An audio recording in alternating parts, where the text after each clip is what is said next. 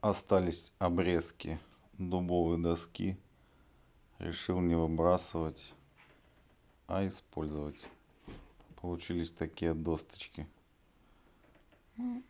Раздадим, отдадим, кому что понравится. Родственникам, друзьям. По-моему, даже очень ничего, симпатичный рисунок.